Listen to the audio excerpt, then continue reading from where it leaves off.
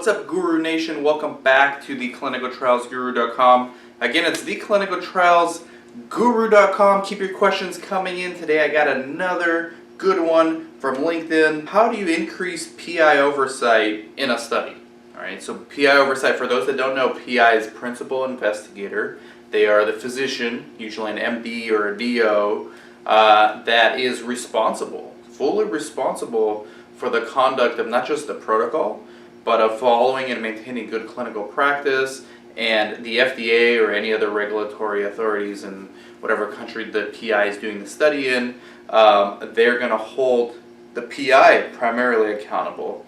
Yes, the PI can delegate to coordinators, to research assistants, sub-investigators, but at the end of the day, the regulatory authority, in this case the FDA, says, hey, you, Mr. or Mrs. PI, are fully responsible for the conduct of the trial, for maintaining good clinical practice, for watching out for the welfare and safety and well-being of the study participants. PI is important. PI oversight is important. However, it's a problem. It's an issue in the industry, okay?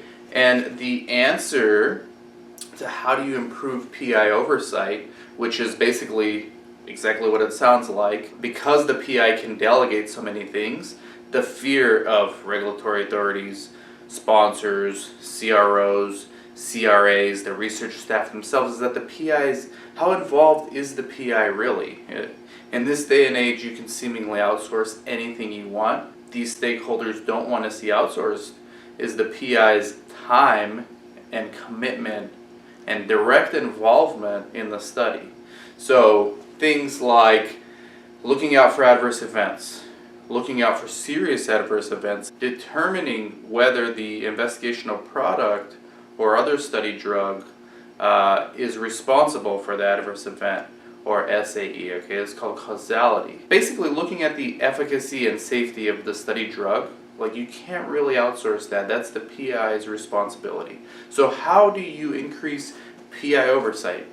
It's not that easy. Every PI is different. We did a video yesterday on how to encourage and motivate study coordinators. This is very similar. One PI may own the research clinic, but is not making money in it. So, of course, his attention or her attention is going to be focused on their business lines that are making money, that are generating revenue for themselves. And unfortunately, the ironic and catch-22 aspect of all this is typically their research clinic is not going to make money unless they get more involved and recruit patients, and we've seen this happening at lots of sites. Another PI might be employed by a university, all right, or another PI might be employed by another site. They have no ownership, and again, they may not be seeing very much money. They may not understand.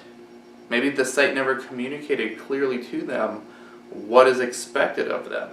So there's no real way of doing it other than reverse engineering, and I love reverse engineering, okay?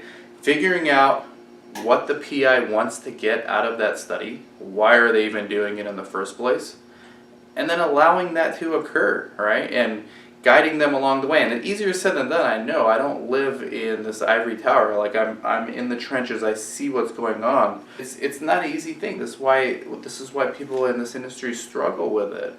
But at the end of the day, I think making the lives of the PI easier for them is going to do a lot to increase PI oversight.